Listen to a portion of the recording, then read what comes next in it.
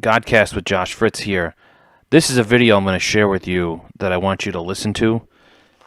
I'm providing my commentary before and after this video plays only because to avoid copyright strikes. So this video is a great video. This clip I'm going to share with you is on Voddie Bauchum from 5 years ago at the Reformation Bible College. He spoke here concerning the story in Genesis 41 of Joseph and the ladder, the context there. He uses it in such a way that I couldn't pass this up. So about the next 15 minutes, you're going to listen to this excerpt here. If you have the attention span, I would highly recommend you listen to this and share this video. Please like and subscribe to this YouTube channel as I try to build it up again. And I hope this video blesses you and enriches you and opens your eyes to some things that you possibly did not know concerning the gospel story. So without further ado, here is Voddie, and I will come back on the screen when it is time.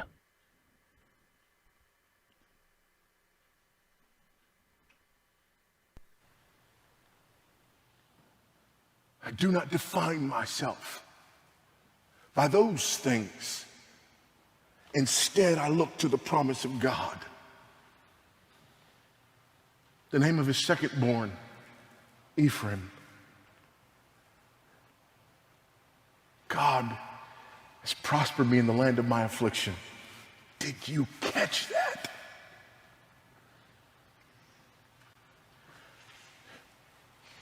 Joseph says Egypt is the land of his affliction, not the land of payoff. Egypt is the land of his affliction. Yeah, but you're rich here. It's the land of my affliction. Yeah, but they love you here. It's the land of my affliction. Why? Because this is not what I was living for.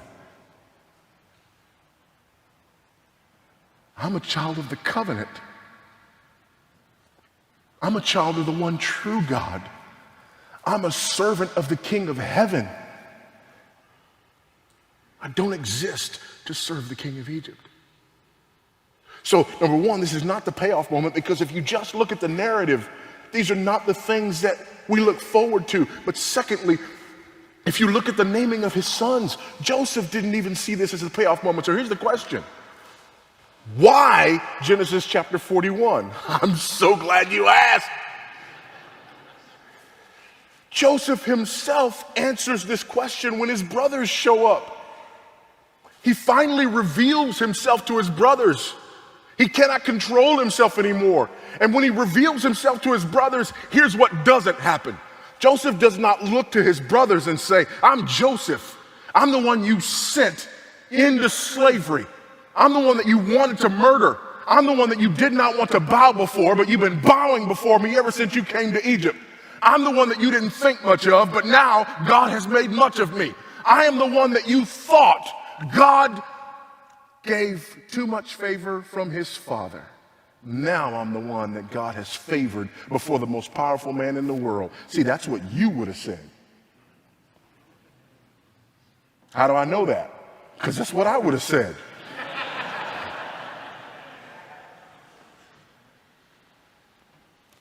But what does Joseph say to his brothers?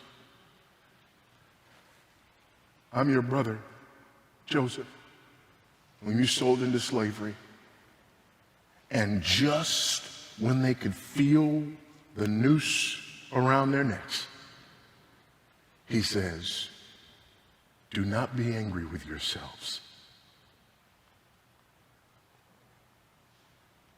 because God sent me here.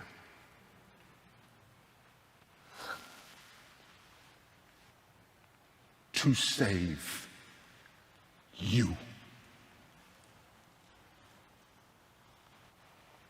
What? Joseph does not say, God sent me here to give me all the things that Egypt had to offer. Joseph says, God sent me here because God is a rescuer. God sent me here to rescue you in spite of you. You didn't like my dreams, but newsflash, do you know that we were a wealthy family because God spoke to our father through dreams? And when I began to dream, why did you not realize that God was again speaking to our family through dreams? God was showing me through a dream this very moment when he would rescue you. And when God brought his word through me that said he would rescue you, your answer was to kill the rescuer. Familiar?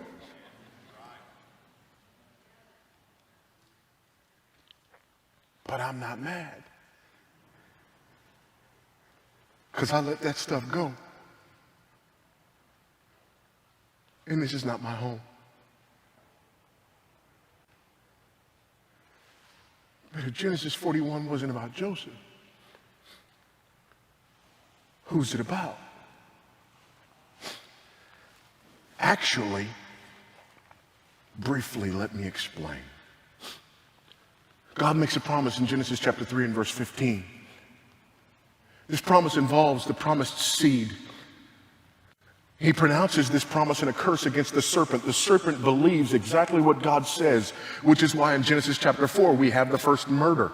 What is the first murder? The seed of the serpent, Cain, kills the seed of the woman, Abel. What happens after that? In chapter 4, at the end of it, on in chapter 5, we get the announcement of the coming of Seth and the restoration of the godly seed. Then in chapter 5, we get a genealogy. And so there are 10 generations from Adam to Noah through the godly line of Seth. God wipes out the world in the flood, and he preserves Noah, Shem, Ham, Japheth, and their wives. Why is this important? Because you've got to have husbands and wives in order to have seed. The seed that was promised still had not come to fruition. Eventually you come to a man named Terah who has an offspring by the name of Abraham. God makes a promise to that man named Abraham, and this promise involves, among other things, seed. But this promise is rather significant because he and his wife, particularly his wife, too old for seed. So how do you get promised seed if the seed-bearing woman is too old for seed? The answer is God must intervene. No. The answer is we got to find somebody else. Hagar. Wrong answer. God didn't say a seed, he said the seed. Ishmael was a seed, but not the seed. Isaac is the seed. Isaac then goes on, and they have twins. Which one is it going to be? Certainly it's going to be the older. No, this is not about birth order. This is about election. The older will serve the younger. So it's not Esau, it's Jacob. Jacob goes forth, and if seed is going to come, certainly Jacob's got to find a wife. He goes to Laban, and he meets Laban's daughter and falls in love and thinks he's found the one.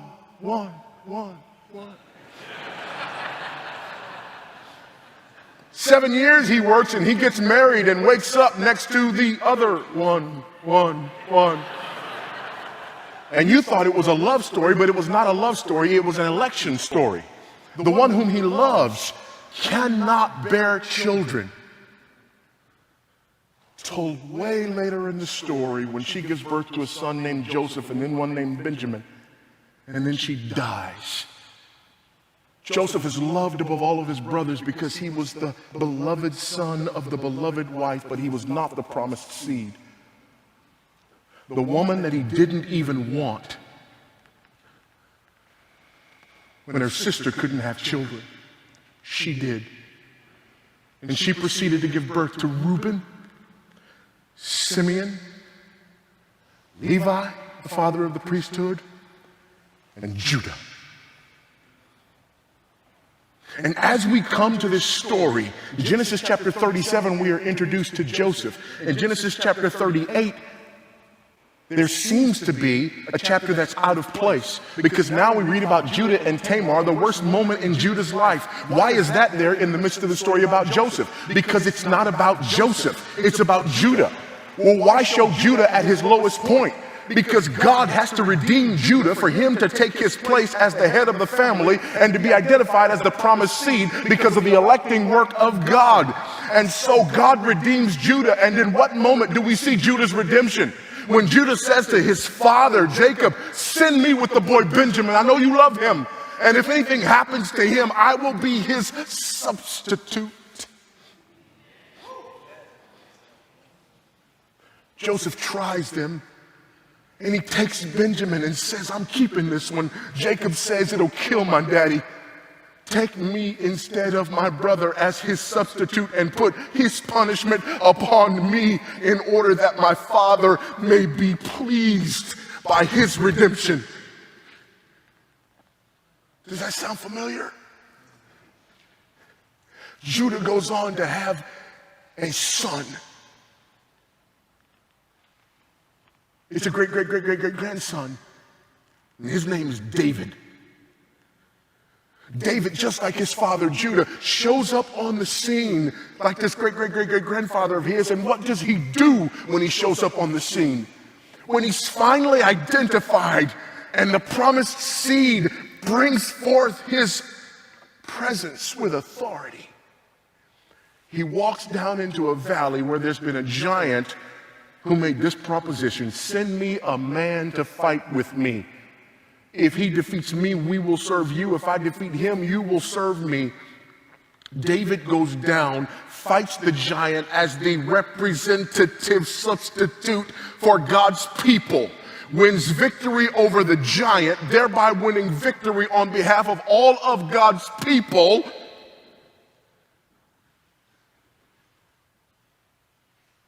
There's a covenant made with him. And that covenant promises the throne and a king. And great King David, descendant of Judah, eventually has a greater son who is a greater king, who is the Lion of the tribe of Judah. The New Testament opens up with a genealogy. And basically that genealogy screams the God who made a promise in Genesis chapter 3 has fulfilled that promise. These are the line of the promised seed who will crush the head of the snake. And what does great King David's greater son Jesus do? Like his forebears, David and Judah, he stands as a substitute on behalf of God's elect, lays down his life, accepts the wrath of God poured out upon him that he might win victory on behalf of God's people, that all of those who are found in him might be rescued.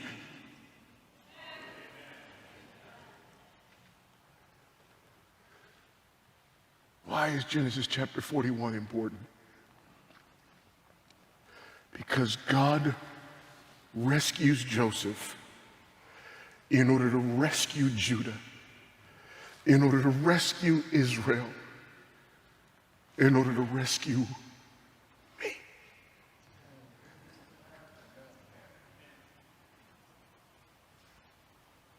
This is not about material wealth. This is about rescue and redemption. This is about God in his providence orchestrating all of history in order to bring about that which we need more than anything else, and that is to be rescued from God.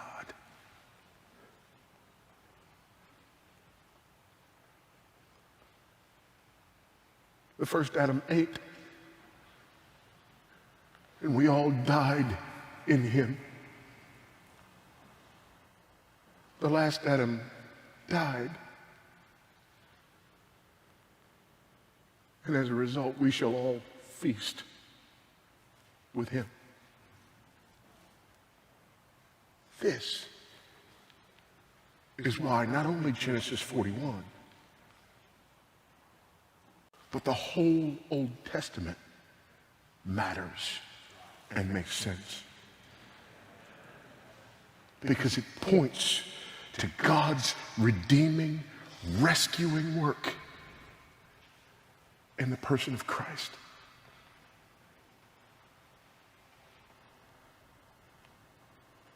Therefore, regardless of where your story ends up. You must find its significance and the ultimate portrait of God's work of redemption and rescue. If you don't, you are settling for something far less significant, and you have completely missed your greatest need.